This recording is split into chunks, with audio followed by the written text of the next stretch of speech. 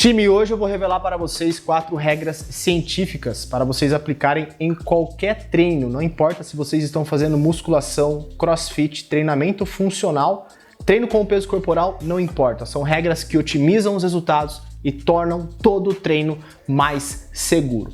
Eu quero começar a falar para vocês da onde que veio essas regras e por que é importante vocês saberem dessas regras. Vem cá, deixa eu mostrar uma coisa para vocês. Provavelmente vocês já se depararam com falta de resultado e até dores que incomodam as articulações. E às vezes até uma lesãozinha. E são coisas que acabam atrapalhando o bom andamento do treino. E essas 4 regras, elas são tão potentes que elas não só podem otimizar o resultado de vocês, como também prevenir vocês de lesões. E é por isso que a gente vai ver qual o poder delas utilizando este estudo. Nesse experimento, os autores pegaram 500 pessoas, entre homens e mulheres, e identificaram qual que é a responsividade dessas pessoas em relação à hipertrofia do bíceps. E neste estudo, eles notaram que algumas pessoas até perderam resultados e uma grande parte dessas pessoas responderam de uma maneira até que normal, não muito expressiva. Algumas pessoas responderam bem, só que apenas 5% de todas essas pessoas responderam de uma maneira muito acima da média. E o que elas fizeram? As 4 regras científicas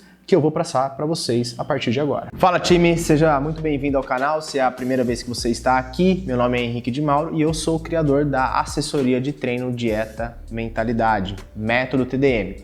Se você ainda não é inscrito no canal, considere se inscrever para não perder os nossos vídeos e deixar o seu like. Ao decorrer do vídeo pode ser que surja alguma dúvida, vocês podem também utilizar os comentários para tirar as dúvidas. Dessas 4 regras a gente precisa começar com a regra básica, que é a técnica. Mas de fato, o que é técnica? Técnica é a direção que você dá para o estímulo chegar no músculo-alvo da forma correta. Basicamente é isso. Técnica é direção. E qual que é a importância da técnica então? A técnica ela vai, além de dar essa direção, otimizar a utilização daquele músculo, assim como trazer a segurança adequada para a articulação. Mas pode ser que vocês estejam cansados de ver um monte de vídeo de exercícios de certo e errado, qual a forma de executar aquilo ou aquilo outro. Eu quero trazer uma informação muito mais interessante para vocês. Caso vocês não saibam, o músculo responde de maneira diferente ao estímulo. Isso significa que um certo exercício pode trazer uma mudança muscular diferente e dependendo da forma com que você executa. A gente chama isso de hipertrofia não homogênea ou uma hipertrofia regionalizada. E para a gente falar dessa hipertrofia regionalizada, eu vou utilizar este estudo aqui. Antes de eu exemplificar com um desenho para vocês, eu quero que vocês observem a conclusão deste estudo aqui. A hipertrofia entre e dentro das cabeças musculares não é homogênea, confirmando que a hipertrofia regional realmente ocorre nos músculos quadríceps femoral, tríceps braquial e bíceps braquial. Só que não é apenas este estudo aqui, nós temos dezenas de estudos. Por exemplo, temos 1, 2, 3, 4, 5, 6, 7, 8, 9, 10, 11, 12, 13, 14 estudos apenas publicados até 2020, fora os outros estudos que foram publicados depois dessa data. Eu disse para vocês que a técnica, ela direciona o estímulo para a gente otimizar a utilização do músculo-alvo, correto? E também disse para vocês que ela aumenta a segurança, principalmente das articulações e também dos nossos tendões.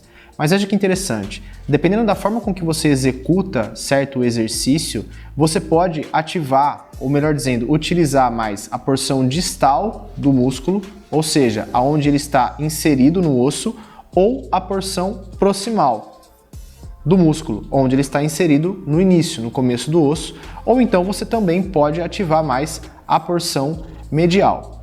Isso significa que exercícios podem causar um aumento da região muscular em sua origem, o aumento da sua inserção ou mesmo um aumento do seu ventre muscular, porção medial. E agora a gente pode trazer isso para a prática. Como que a gente pode analisar quais exercícios vão fazer com que seu músculo desenvolva mais longe de você ou perto de você e como você vai saber também como esse músculo vai desenvolver e o que a gente pode fazer para que esse músculo desenvolva numa região mais medial. Vamos levar em consideração a elevação lateral para explicar esse fenômeno acontecendo no seu músculo. A forma correta de executar a elevação lateral não é com os braços exatamente na lateral. E só o fato de você executar com os braços na lateral, você aumenta a sobrecarga articular e também a atividade do trapézio. Você tira a atividade do deltoide, principalmente da porção medial, e joga boa parte dessa atividade para o trapézio. O fato de você colocar os braços levemente à frente vai fazer com que o deltoide seja mais ativado que o trapézio e você consiga hipertrofiar essa região medial da musculatura-alvo, que no caso é o deltoide. Só que você também pode ter outras variações. Por exemplo, inclinando o corpo levemente à frente, você também vai ter uma atividade medial e também posterior. Então, para quem busca enfatizar algumas regiões do deltoide, não é só fazer a técnica correta, mas também saber quais variações você pode utilizar para potencializar a utilização do músculo-alvo. Mas não são só as variações no mesmo exercício que vão fazer com que um músculo seja desenvolvido de maneira diferente.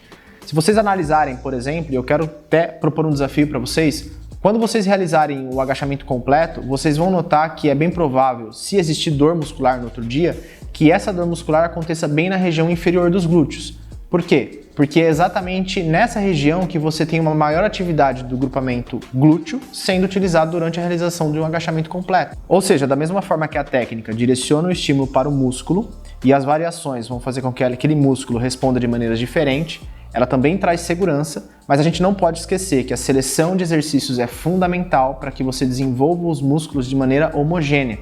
Como, por exemplo, usar agachamento para desenvolver o glúteo pode ser que não seja suficiente, porque a utilização dele vai fazer com que a região inferior do glúteo seja muito mais desenvolvida do que a região superior. E sobre segurança, a gente pode utilizar essa regra em qualquer lugar, inclusive no CrossFit, que como é um esporte, ele também causa lesões. E aqui eu trouxe as 3 principais regiões que têm lesão dentre os praticantes de CrossFit, sendo a primeira ombro, segunda coluna lombar, terceiro braço e cotovelo. E isso acontece justamente porque dentro do CrossFit, muitas vezes as pessoas executam de maneira errada, como por exemplo nessas imagens aqui, onde eu tenho a curvatura lombar totalmente alterada durante a execução de um levantamento terra, fazendo com que essa sobrecarga lombar acabe acontecendo, e é justamente o que aquele estudo identificou: maior lesão na coluna lombar. Só que a gente tem também a maneira correta de executar o exercício. E se dentro do CrossFit essa primeira regra for aplicada, nós temos a preservação dessa coluna lombar, fazendo com que o praticante não sofra nenhuma sobrecarga e então ele pode solucionar a segunda maior lesão do CrossFit. E para vocês que são do CrossFit, eu quero apresentar esta meta-análise. Não é só a execução técnica adequada que realmente previne lesões, mas fazer musculação é muito importante para quem faz CrossFit. Olha só que legal. Nessa meta-análise, os pesquisadores identificaram quais seriam as estratégias mais importantes para prevenir lesão. Esses quadradinhos aqui representam as estratégias.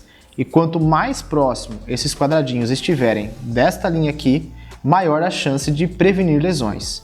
E aqui nós temos a musculação como a mais importante modalidade de prevenção de lesão. E aqui nós temos o alongamento como uma modalidade que, dependendo da pessoa, pode ser até desnecessária. Se vocês fazem CrossFit, musculação é uma aliada ao CrossFit para você prevenir lesões. Não importa se vocês são do CrossFit, da musculação, do treinamento funcional, que seja. Você pode clicar aqui embaixo e já fazer parte da assessoria TDM, que é uma assessoria de treino, dieta e mentalidade, para você otimizar a técnica do seu treino e aumentar a segurança ao mesmo tempo que você se desenvolve mais rápido. O link está aqui embaixo, você pode fazer parte agora. Mas temos uma segunda regra para falar, e a segunda regra é sobre amplitude de movimento. Aliás, do que se trata a amplitude de movimento? A amplitude de movimento basicamente é o tamanho do movimento, então é o quão grande ele é. Quanto maior é o tamanho do movimento, maior é a amplitude. Eu vou dar um exemplo para você aqui. Imagina que você faz um agachamento e você faz o agachamento completo. Isso é uma grande amplitude. Se você faz um agachamento parcial ou um agachamento até a paralela, ou seja, onde o quadril se alinha com o joelho, é uma amplitude parcial ou uma amplitude reduzida. É isso que você tem que entender. E para que serve a amplitude? Para a gente explorar melhor o músculo que a gente quer utilizar, além de melhorar o aproveitamento do resultado que esse músculo pode entregar, ao passo que a gente pode também entregar a ele mais amplitude. Mas talvez vocês se perguntem quais seriam as melhores amplitudes, será que sempre uma amplitude máxima é ideal? E é por isso que a gente trouxe essa revisão sistemática. Nela, os autores identificaram que quanto maior é a amplitude de movimento, maior é a expressão de hipertrofia. Só que existe um porém. Será que todos os músculos eles realmente respondem da maneira com que a gente espera quando nós estamos falando de hipertrofia?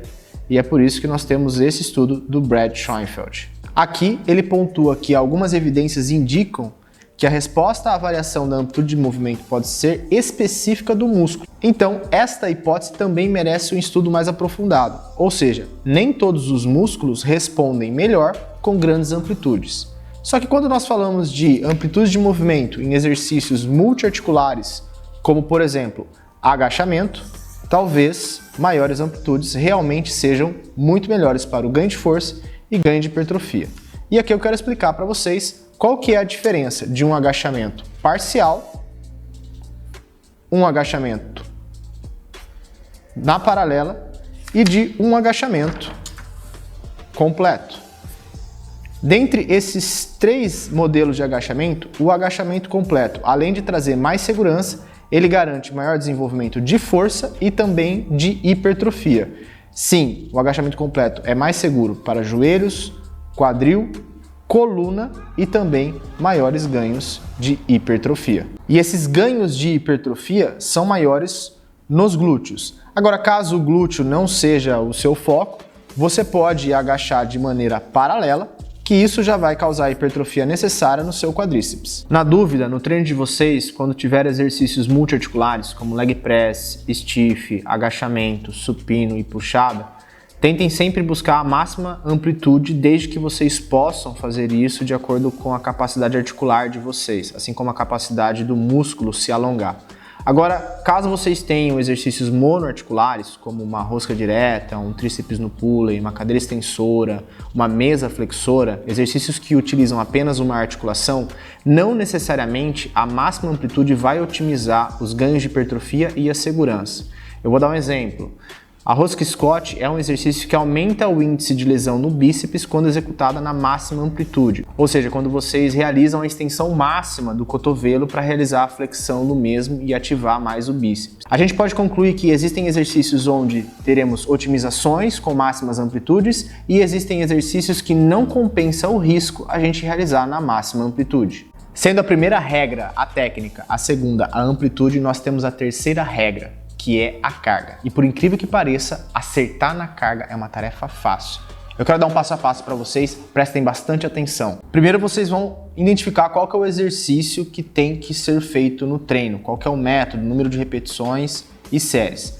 Depois, o passo 2 é colocar um peso em que vocês consigam completar o número de repetições que foi determinado naquele treino, naquele exercício. Ou seja, o peso utilizado nos exercícios é de acordo com a quantidade de repetições. Quanto maior o número de repetições, menos peso. Quanto menor o número de repetições, mais peso. Agora eu quero que vocês esqueçam o número de repetições que vocês viram no treino. E eu quero que vocês façam o tanto que vocês aguentarem com a carga que vocês costumam colocar nos exercícios que vocês realizam. Vamos supor que vocês façam um supino. Pega a carga que vocês estão acostumados e executem o máximo de repetições possíveis. Não apenas aquilo que está no treino de vocês, mas tentem ultrapassar. E aí você anota quantas repetições vocês fizeram. Se vocês fizeram mais repetições do que está planejado no treino, consequentemente, a carga está errada. A gente precisa aumentar essa carga. Agora, se vocês não conseguiram bater a quantidade mínima de repetições que está no treino de vocês, a carga está pesada, então é necessário reduzir. De forma resumida, esse é o passo a passo que vai fazer com que vocês encontrem o peso certo para realizar qualquer exercício que vocês precisam fazer no treino de vocês. Mas time, lembrem, vocês precisam respeitar a regra 1 e a regra 2 para que a carga realmente esteja adequada. Não adianta colocar um caminhão de peso e não respeitar nem a regra 1 e nem a regra 2. É necessário colocar a quantidade de peso correta para que vocês tenham boa técnica e continuem tendo boa amplitude de movimento. E qual que é a função da carga quando a gente está falando de treino? É aumentar a intensidade do treino, fazer com que vocês explorem o máximo da capacidade muscular com o peso adequado diante a quantidade de repetições que tem no treino de vocês. E isso faz com que a gente comece agora a falar sobre a última regra, o esforço. O grau de esforço que vocês fazem durante o treino diz muito se esse treino vai ser leve ou pesado. Pode parecer que não, mas ele é um excelente marcador de evolução nos treinos. Eu vou dar um exemplo aqui.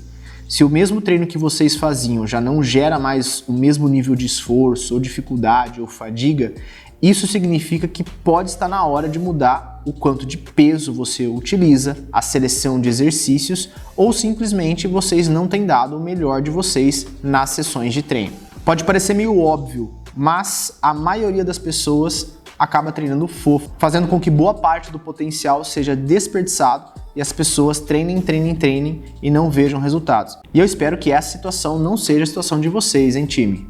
James Thiel foi atrás exatamente disso que eu tô falando para vocês. Ele investigou qual que é o nível de esforço que as pessoas depositam no treinamento. Será que elas estão acertando mesmo?